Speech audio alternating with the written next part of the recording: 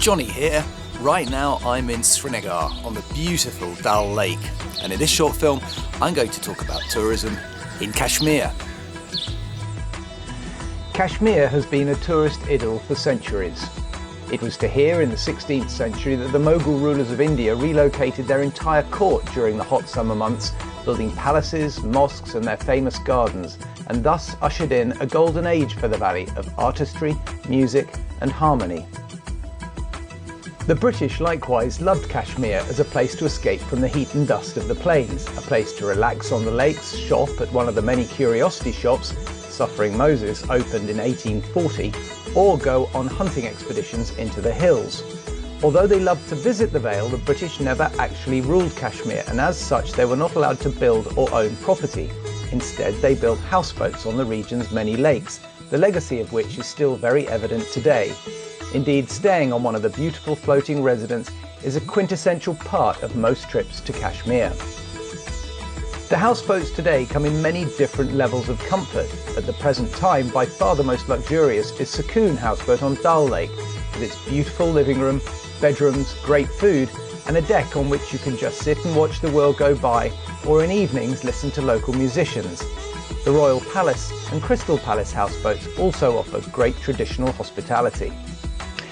And from these dwellings, Srinagar is easily explored.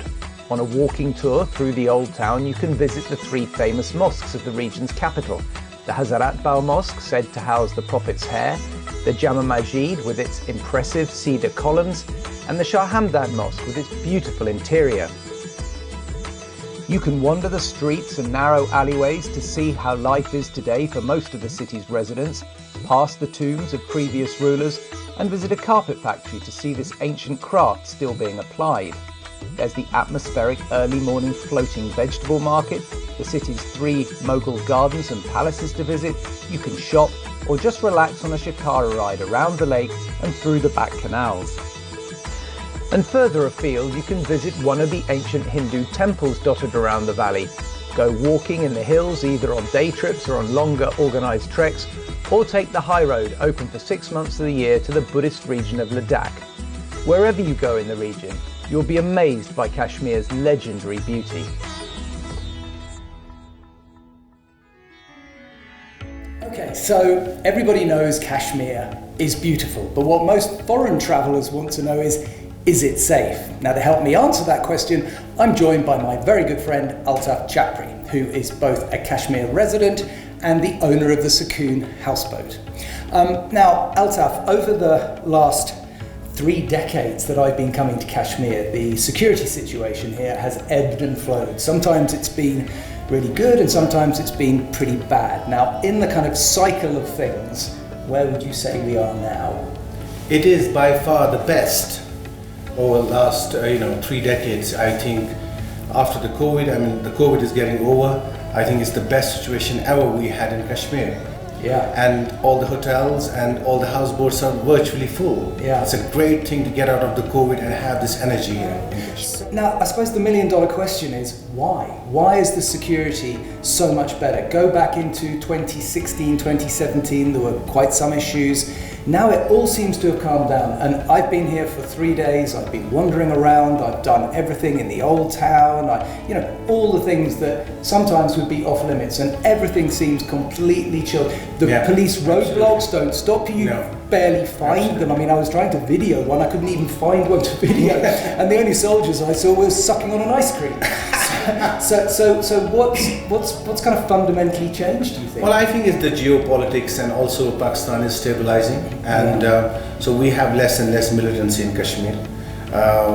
And also, people have realized that they really want business, and given that 2 years of COVID, we're just coming out of it, so everybody wants to really chill out. And also, Kashmir has been always a magnet for all the Raj who have been to India, and they used to holiday in Kashmir, as we all know.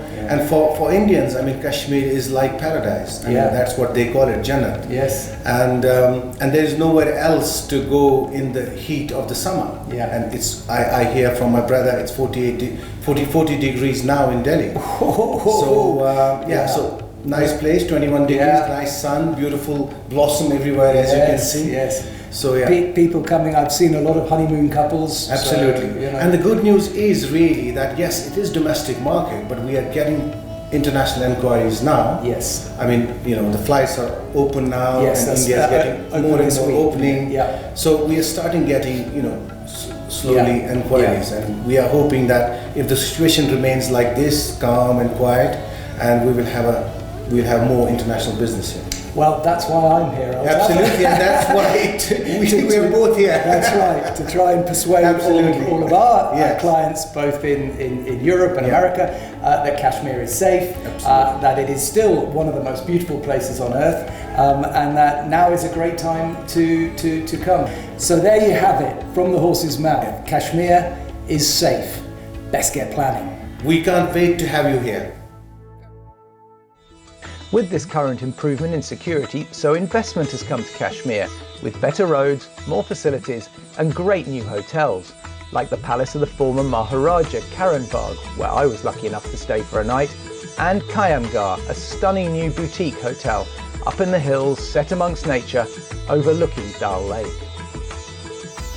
So I've had a most wonderful few days in and around Srinagar, and in my opinion, Kashmir is absolutely ready to start receiving international visitors once again. So if you've ever harboured a desire to come to this most beautiful part of the world, then now's the time to start planning.